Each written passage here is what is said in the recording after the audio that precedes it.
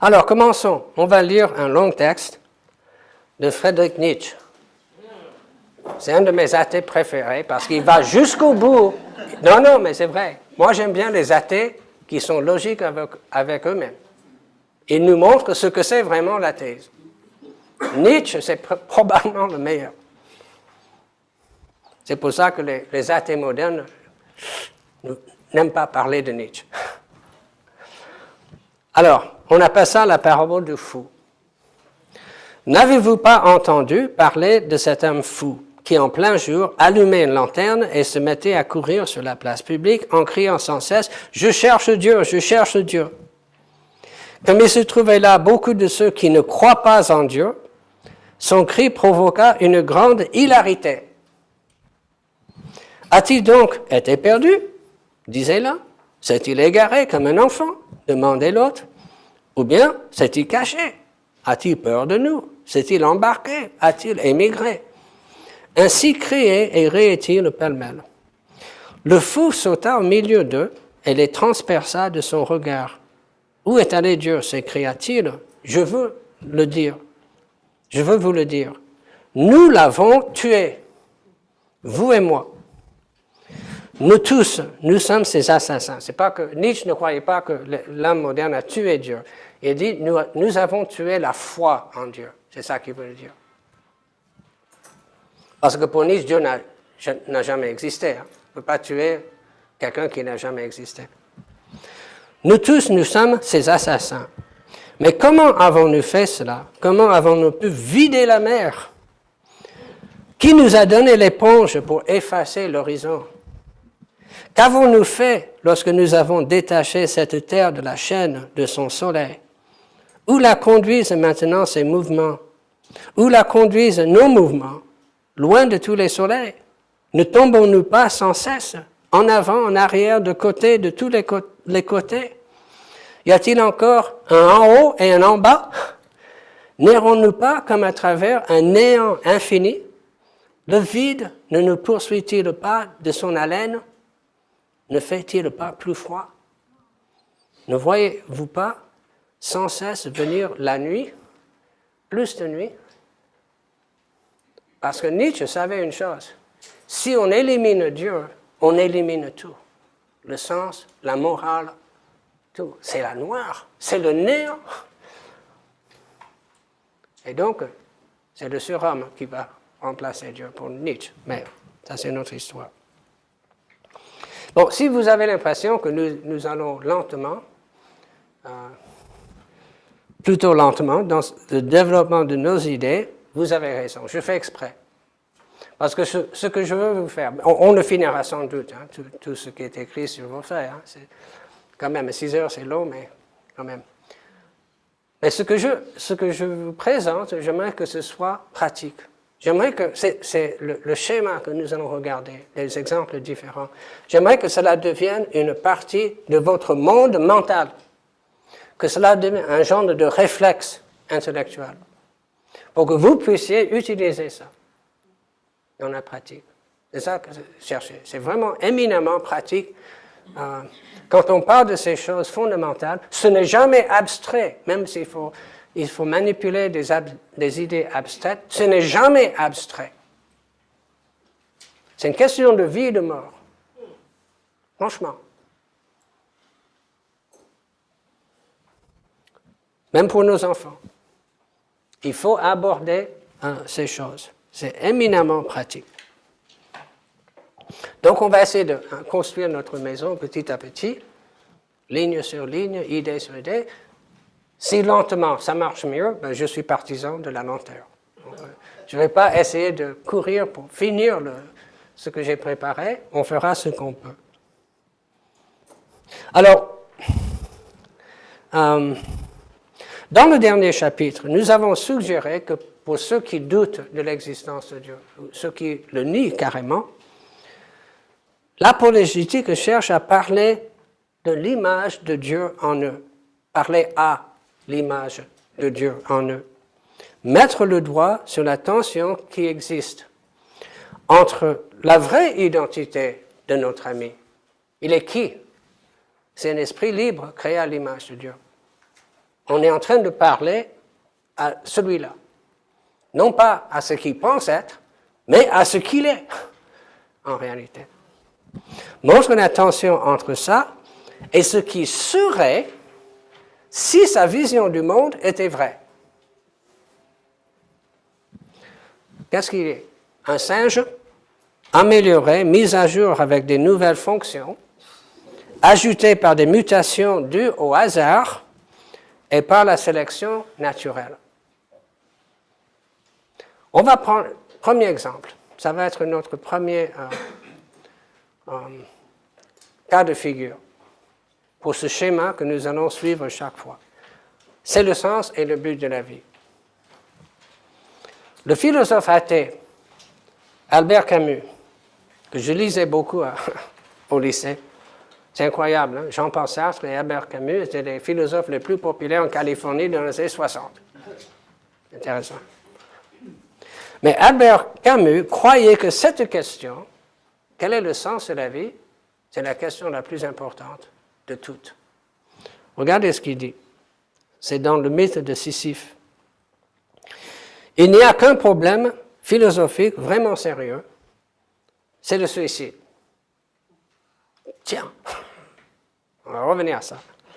Juger que la vie vaut ou ne vaut pas la peine d'être vécue, c'est répondre à la question fondamentale de la philosophie. Je n'ai jamais vu personne mourir pour l'argument ontologique. C'est un argument en faveur de l'existence de Dieu. En revanche, je vois que beaucoup de gens meurent parce qu'ils estiment que la vie ne vaut pas la peine d'être vécue. Je juge donc que le sens de la vie est la plus pressante des questions. Comment y répondre? Ben justement. Comment répondre à cette question? La vie a-t-elle un sens? Ben, ça dépend, n'est-ce pas? Ça dépend de notre façon de voir l'univers dans lequel nous vivons. Si la vision du monde biblique est vraie, alors la réponse est oui. La vie a un sens. Tout a un sens. Si Dieu existe, et si Dieu a créé ce monde en vue d'une finalité, alors tout a un sens. Si Dieu nous a créés dans le but de nous faire partager éternellement la dignité céleste, alors oui, la vie a un sens. Même la souffrance a un sens. Si la vie n'a pas de sens, la souffrance n'a pas de sens non plus. N'est-ce pas? Et là encore, l'athée est coincé. On va voir ça plus tard. Et ce sens, ce n'est pas un sens subjectif que nous inventons simplement pour nous aider à traverser l'absurdité de cette vie. Ce n'est pas subjectif, c'est un sens objectif. Si la vision du monde chrétien est vraie, alors la vie du début à la fin, de Genèse à l'Apocalypse, de A à Z, de haut en bas, de gauche à droite, a un sens. La vie entière a un sens réel, objectif, qui ne dépend pas de nous. Et la vision du monde naturaliste. Qu'en est-il si le matérialisme est vrai? Quel est le sens de la vie? Eh bien, la question de savoir quel est le sens de la vie, est-ce que la vie a un sens objectif? La réponse est naturelle et nécessaire. La vie n'a aucun sens objectif. C'est la réponse nécessaire du naturalisme. Selon le naturalisme, l'univers est un accident cosmique, pas créé par un Dieu. Aucune intention derrière cela, aucune intelligence. C'est un accident cosmique. Le fruit du hasard, ça c'est la formule.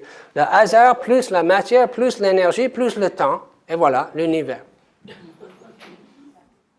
Nous sommes sortis du néant et nous allons nulle part. Nous allons vers le néant. Nous sommes de la poussière dans le vent. Pour citer une chanson des années 70. C'est tout. Alors quand on parle de cela avec notre ami athée, il risque d'être perturbé par cette conclusion. Il ne va pas se sentir à l'aise avec cette implication d'avoir tué Dieu, c'est-à-dire avoir renoncé à la foi en Dieu. Si on fait ça, Nietzsche dit, c'est le néant. C'est l'absurdité. Les images déprimantes de Nietzsche sont difficiles à embrasser, n'est-ce pas? Il devient de plus en plus froid. De plus en plus, on entre dans les ténèbres. Et pourquoi notre ami se sentira mal à l'aise avec cette implication tout à fait logique, tout à fait naturelle, tout à fait raisonnable de sa vision du monde? Pourquoi est-ce qu'il se sent mal à l'aise? Parce qu'en réalité, il est fait à l'image de Dieu, c'est pour ça. En tant qu'image de Dieu, il sait qu'il est plus que cela. Quand il regarde ses enfants et ses petits-enfants, il ne croit pas un seul instant qu'ils ne sont que de la poussière dans le vent. C'est quelque chose qui est inscrit dans sa nature. Il sait que la vie a un sens et une valeur. Ça lui vient naturellement. Et c'est comme ça qu'il vit. Il vit comme si la vie avait un sens. Alors que sa philosophie dit, la vie n'a pas de sens. Tension. Vous voyez ce que je veux dire? Il y a un point de tension là. On pourrait dire qu'il éprouve des sentiments et il vit comme si c'est la vision du monde chrétien qui est vraie. Et voilà ce qu'il fait. Seulement en tant qu'athée, il est obligé de prétendre que la vie n'a pas de sens, aucun vrai sens, aucun vrai but. Tout ce spectacle est le fruit d'une explosion aléatoire de la matière aveugle sans aucune finalité intentionnelle. Il n'y a aucune intention derrière cela. Le principe créateur, c'est le hasard. Le hasard agissant sur la matière aveugle. C'est tout. Alors, votre ami va peut-être résister à cette conclusion. Qu'est-ce qu'on peut répondre? On peut lui dire que les athées les plus cohérents, les plus raisonnables, les chefs de file de la pensée athée, et toutes ces citations, ce n'est pas le premier athée venu, c'est les prix Nobel que je cite, c'est les professeurs universitaires mondialement connus. Ce que je vous présente là, c'est la pensée fondamentale du matérialisme. Ce n'est pas des gens en marge de cette philosophie. Voici ce que dit le paléontologue athée Stephen Gould. C'est vraiment connu mondialement. Nous sommes là parce qu'une espèce particulière de poisson possédait des nageoires capables de se transformer en membres inférieurs pour devenir des créatures terrestres. Parce que les comètes sont entrées en collision avec la Terre, provoquant la disparition des dinosaures et offrant ainsi aux mammifères une chance de survie qui n'aurait pas eu autrement. Remerciez littéralement votre bonne étoile. Parce que la Terre ne s'est jamais entièrement gelée pendant les périodes glaciaires. Parce qu'une espèce menue et fragile qui a surgi en Afrique il y a 250 000 ans s'est efforcée de survivre coûte que coûte. Nous pouvons aspirer à une meilleure explication, mais il n'en existe pas. Bertrand Russell, sans doute le philosophe athée le plus célèbre du début du XXe siècle, dit ceci. Il a écrit un livre « Pourquoi je ne suis pas un chrétien ». L'homme est la résultante de causes qui n'avaient pas prévu les effets qui en découlaient. C'est le hasard. Son origine, son développement, ses espoirs et ses craintes, ses émotions, ses convictions ne sont que le produit d'associations d'atomes accidentels.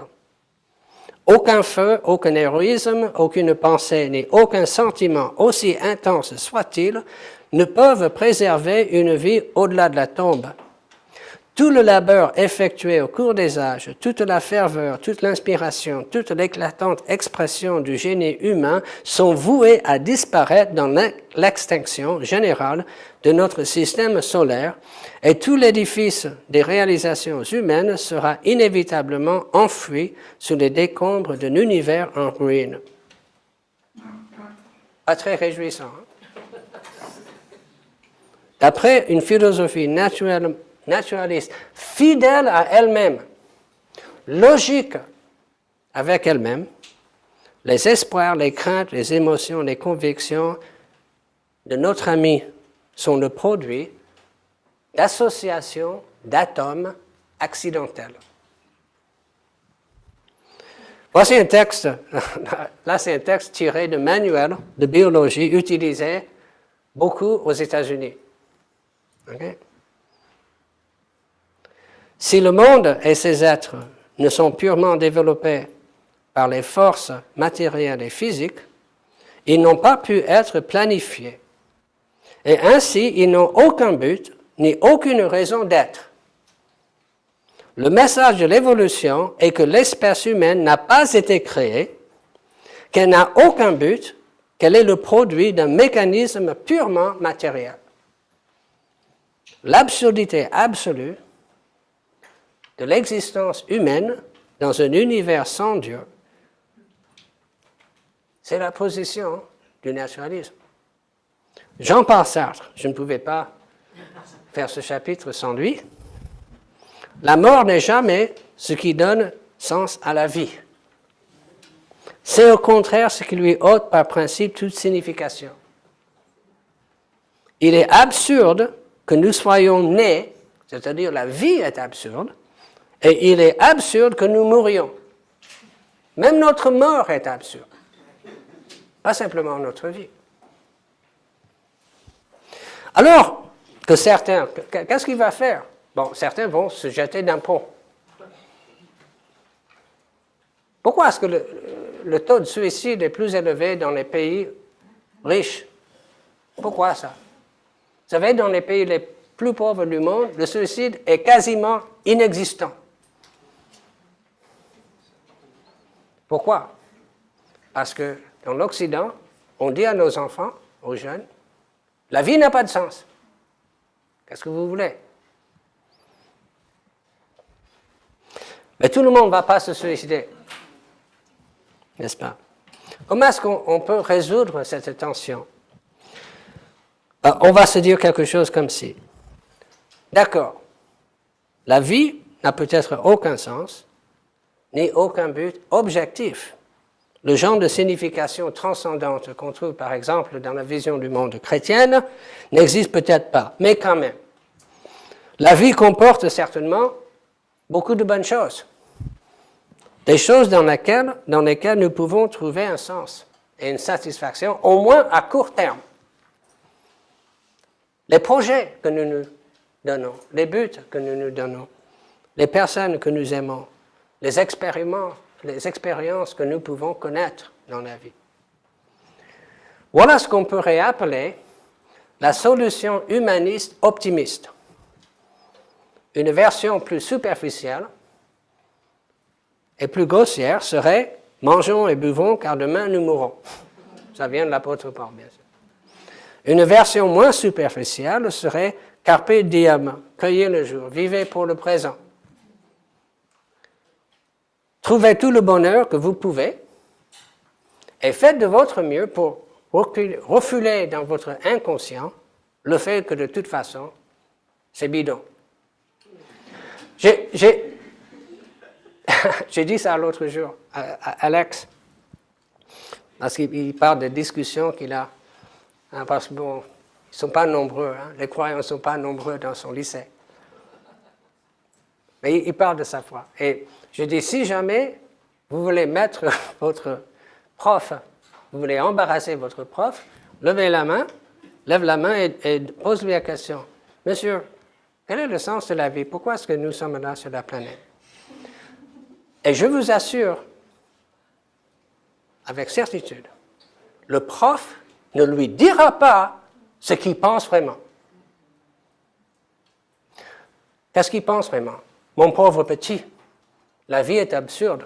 Et ta vie en particulier est absurde. Je suis désolé.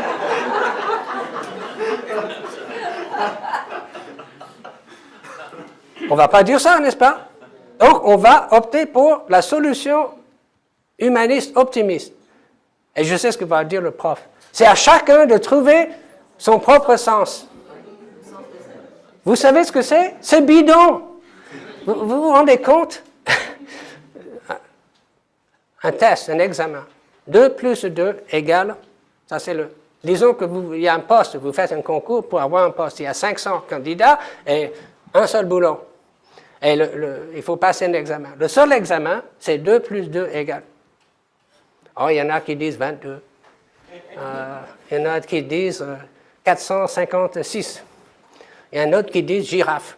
Il y en a d'autres qui crachent dessus. Alors, on ramasse des papiers et le gars, il fait une annonce. Vous avez tous bon. Tout le monde a réussi. Qu'est-ce que ça veut dire? Ça veut dire qu'il n'y a pas de vraie réponse à la question 2 plus 2 égale. Même si quelqu'un disait 4, ça serait une réponse comme les autres.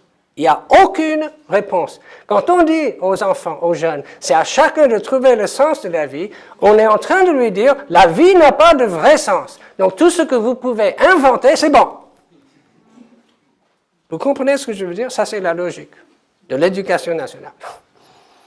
Les profs n'osent pas dire brutalement qu'ils croient que toute la vie est absurde. Je ne sais même plus où j'en suis là. C'est comme si le Titanic est en train de couler est en train de remettre en ordre les transats. Alors qu'on est en train de couler. Ça ne sert à rien. C'est bidon. Une solution bidon. On peut trouver des raisons de vivre à court terme. Mais l'absence, la présence de raisons, de buts à poursuivre à court terme ne compense pas l'absence d'une raison à vivre à long terme. Vous voyez ce que je veux dire? Tous les lycéens que je connais croient que le but de la vie, c'est le bac. Bon, une fois qu'ils ont le bac, le but de la vie, c'est un diplôme. Et puis, c'est un boulot. Vous voyez ce que je veux dire? À court terme, ça peut marcher. Mais pourquoi est-ce qu'on fait tout ça? Quel est le but de tout? Désolé, c'est absurde. Albert Camus désirait de tout son cœur éviter le désespoir, éviter le nihilisme. Il voulait éviter les conclusions de Nietzsche. Et il a mené ce combat toute sa vie. Mais il n'arrivait pas à se débarrasser de ce sentiment tenace que la solution humaniste optimiste n'était finalement qu'une fuite devant la réalité. On dit que la vie est dépourvue de vraie signification, d'un côté. De l'autre côté, on dit que nous pouvons quand même inventer des sens pour nous-mêmes. Et pendant le temps, les quelques années que nous vivons sur la Terre. Il dit, ça c'est un réconfort psychologique pour nous. Mais intellectuellement, c'est le suicide. On est en train d'accepter un mensonge pour nous réconforter psychologiquement. Ça vous rappelle quelque chose? N'avez-vous jamais entendu ça? Un incroyant qui dit, ah oui, vous les chrétiens, c'est parce que c'est pour être réconforté que vous acceptez le christianisme. Non, c'est le contraire.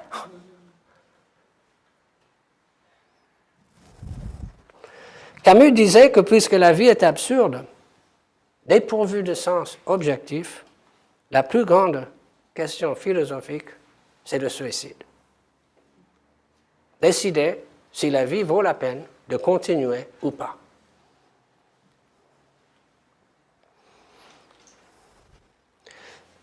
Mais si nous nous supprimons pour supprimer le problème, si nous tuons le malade pour guérir la maladie, cela ne nous avance pas. Jean-Paul Sartre. La mort est tout aussi absurde que la vie. Alors le suicide ne nous avance pas du tout.